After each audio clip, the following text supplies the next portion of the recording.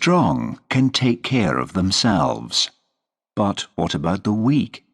What happens to a child, a young animal, a sick bird, when there is no one to take care of them? Jan has found a sick bird, a pigeon. It cannot fly and is very weak. It will probably die, but Jan has a deep and terrible need to take care of it. Ella was dressing in the bathroom. She couldn't get dressed in the sitting room while there were people around, and she couldn't use their bedroom because her son Robert and his family were sleeping in there. She called out to Jan, "Can you find my best pink blouse, Jan?" Jan went to the door of the bedroom. The door was open a little, and he looked through at all the clothes on the floor, on the chairs, bed, everywhere. Robert and Moira and their children were not tidy people. Jan wondered if he and Ella would ever get the house tidy again. He didn't want to go in and ask for Ella's blouse, but Ella called again. "Jan, are you bringing me the blouse?" So he said quietly through the door, "Please, Robert, please pass me your mother's pink blouse." Robert said, "Okay," opened the wardrobe door, which woke the baby, found the blouse and brought it across to Jan. Jan took the blouse to Ella, who said, "Oh, thanks, dear," in her warm, friendly voice, and he felt good. Ella went on singing in the bathroom. She was very happy, with Robert and Moira and the two little ones in the house. Jan was happy for her. It was good that she had children of her own. He need not feel that he had disappointed her. She came out of the bathroom in her bright party clothes, a big, good-looking, motherly woman. He looked at her with love, and she smiled back at him. Then she cried, "Hurry up, Jan! Get dressed!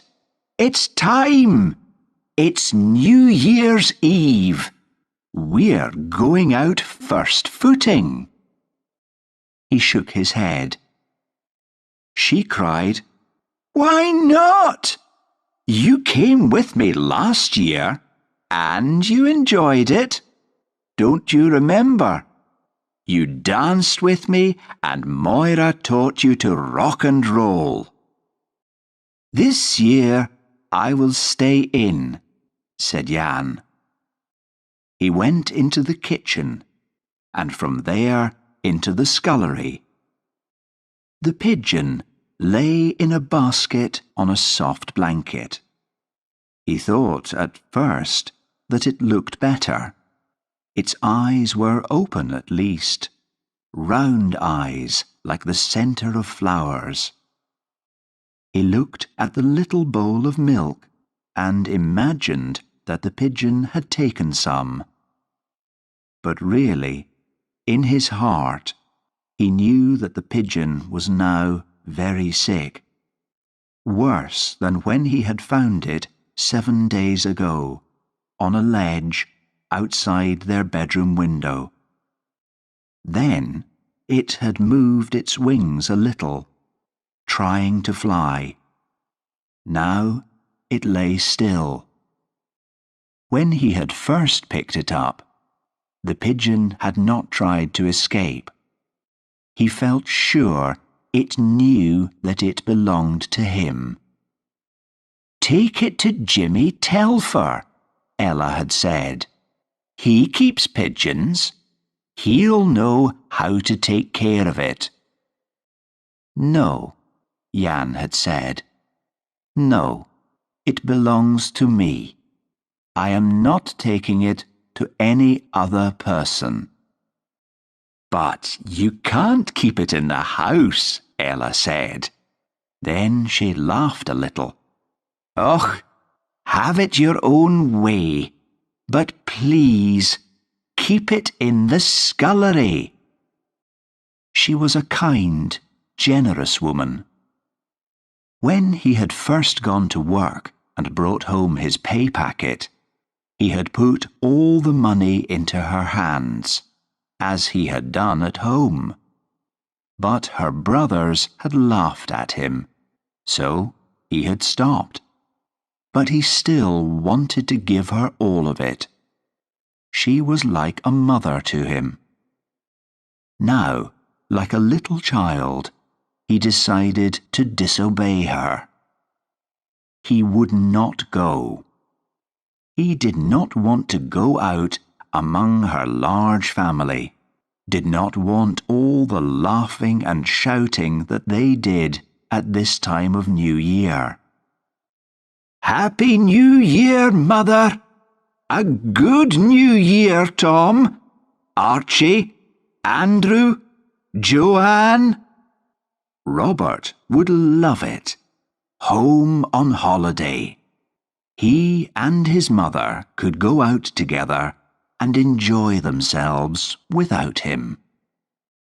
They were waiting for him at the front door. Jan, what have you been doing? You're not dressed yet. Worrying over that old bird again, Ella said, teasing. It's a young bird, Jan said. Ella laughed. Well, young or old, if you ask me, it's not long for this world. Come on now, Jan. You'll have to help Robert carry the bottles. I've the cake for Mother to carry. No, he said, shaking his head gently. No, I will not go. Ella did not get annoyed even then. Are you going to the pub then? Well, be sure to be at Mother's by 11:30 to take in the new year. Okay, he said quietly. Okay. He waited until they had left the house. All was quiet.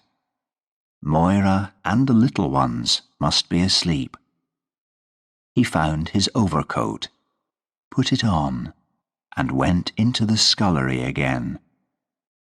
He lifted the pigeon carefully out of its basket and placed it inside his cardigan under his coat. It wasn't strange to take the bird out, he said to himself. He had taken it out before, to the library, to ask for a book on the care of a sick bird. The lady in the library was very kind, very helpful.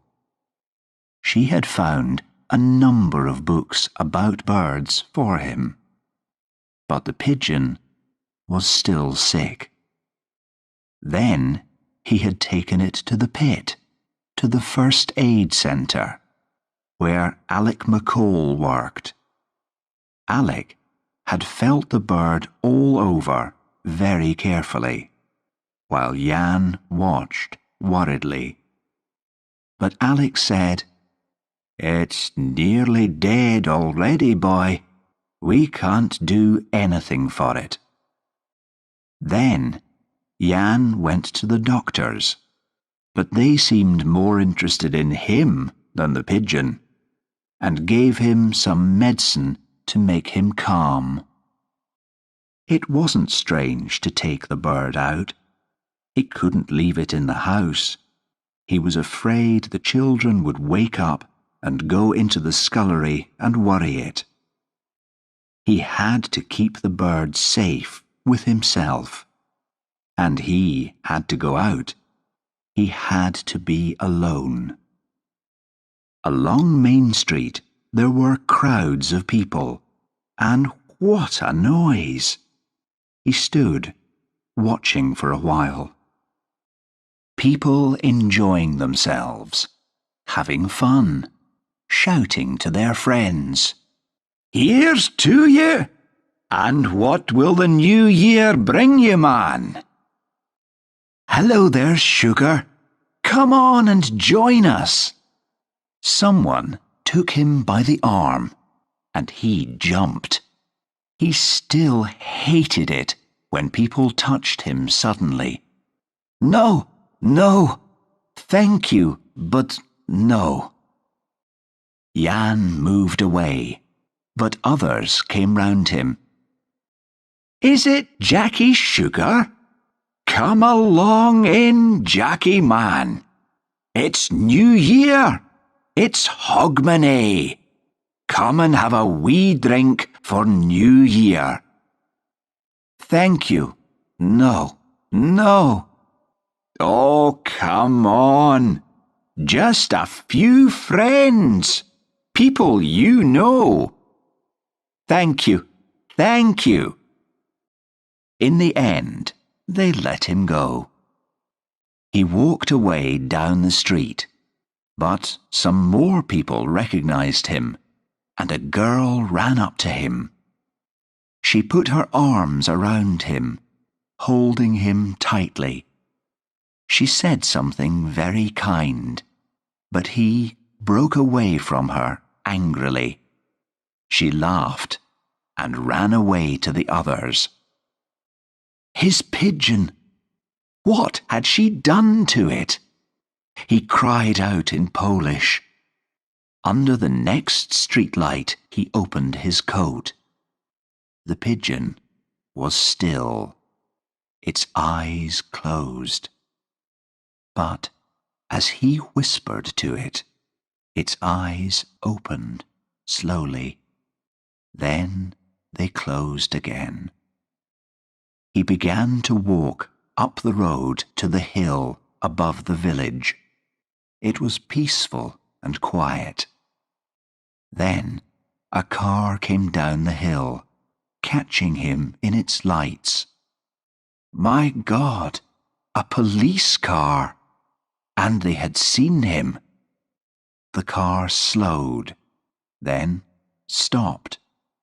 His heart began to beat violently. A voice shouted, "Hello, sugar! Is this where your New Year's party is?" And then a laugh. His heart became calm again. Of course, it was Britain. He was safe. The police were only Angus Bell and young Graham, who was a cousin of Ella's. Angus and Graham drove on, and Jan put his hand under his coat and stroked the smooth neck with one finger.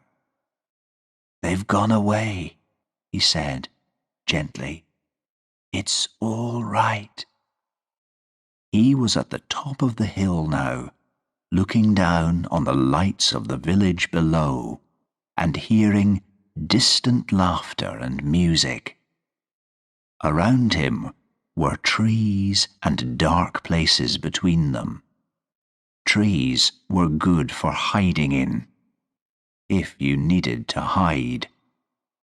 He sat down under a tree. Then came the sound of the church clock striking 12.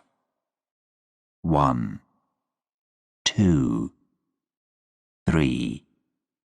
He counted in Polish. At the end, he heard happy voices calling and shouting in the village, and then the song which Ella had taught him, where all must take hands. But he was not thinking of Ella now. His eyes no longer saw the village, nor the shining sea, nor the bright lights of the town beyond.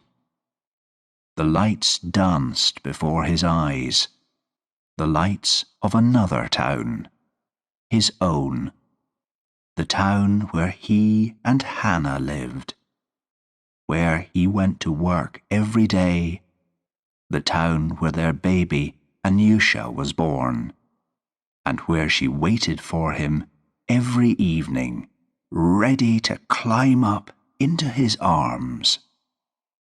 His own town, his own sad and broken town, where they had come for him because his great-grandfather had been Jewish, where they had come for Hannah and the child dancing in her arms. He had to think. He had to remember. The day when he came out of the camp, the loud soldiers who came to open the gates and set them free. He had found his way to Hannah's camp. The officer there had a list of names on the table in front of him, and he, Jan Scheger, had stared at him as he tried to understand the words. "I'm very sorry. She is listed among those who died on the 20th September last. I'm afraid it's clear." The child? Was there a child? There's nothing here about any child of your name. So had begun his long and terrible search for Anusha. "Let me see the women who are still alive." They were thin sticks of women, with an emptiness in their eyes. It seemed cruel to question them. "Don't you remember a child? A small girl, fair hair, soft, smooth hair, blue eyes, always laughing. You could not forget this child." "I saw no child with her. I never knew she had a child. She used to weep, but then, who did not?" He had searched for Anusha for years, until, at last, he had found a crazy girl. "I arrived at the same time as her. She had a little girl in her arms." "What happened to her?" Wild, terrible laughter. "What do you think? They had no place for children." "You mean they killed her?" "It was good to die quickly in that camp."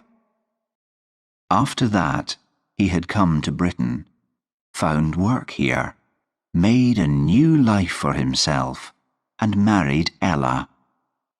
Sometimes, in dreams, he saw Anusha as a young woman, married maybe, with children. Sometimes he saw her in Main Street, looking for him. "Is there a Mr. Jan Scheger living here?" The dreams disappeared in the cold light of day. But then the old questions came back. How was she killed? Did she know what was happening? How long did it take her to die?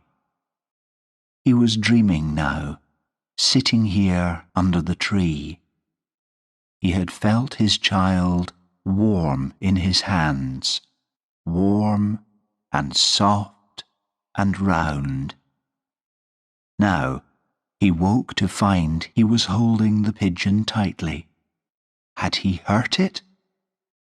He opened his coat and looked down at the bird. The eyes were closed. This time they did not open. Then, suddenly, he felt a strong need for the village, for people, for Ella. He had been a bad husband to her tonight, to leave her to go first footing without him. She had her son, but her son was her son, and only he was her husband. He had broken his promise to her. His street was quiet and dark when he got to it, but his house was not dark.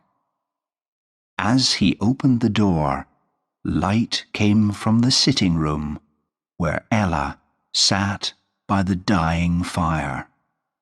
She jumped up to meet him. "You're the latest of us all," she said. "Did you walk a long way, Jan? Where have you been?" "Up on the hill." It was all he could tell her. "Well, are you wanting anything before bed?" He put his hand into his coat and took out the pigeon and held it out to her. "It goes not well with it. It was too sick." He was ashamed to lift his head because the hot tears burnt his eyes. "I think it is dead." If she felt surprised to see the pigeon, she did not show it. She took it from him gently. "Yes, it is dead. Poor thing. I think it had a hard time before it came here. Don't weep for it, Jan. It's only a bird." He said, "I will not weep if I know it is safely dead." Another woman would ask, "What do you mean?" But not Ella. She said, "It's dead, truly dead. Its troubles are all over." Then she said, "I think we should bury it, right now, in the garden." She was wearing her nightdress, ready for bed, but she hurried into the scullery. "I've got just the thing." She pulled down a shoebox. She had given him new shoes for Christmas. It still had the soft tissue paper in it, and she carefully put this around the bird, hiding from him the soft grey feathers, the rounded head, the round, closed eyes. "Now, you come out and dig the hole," she said. When he had dug the hole and laid the box in it, and filled the hole up again, he stood, unable to move. Ella put her arm through his and gently took him indoors, to their bed in the sitting room, and lay beside him with her arms around him until sleep took away the dark emptiness in his heart.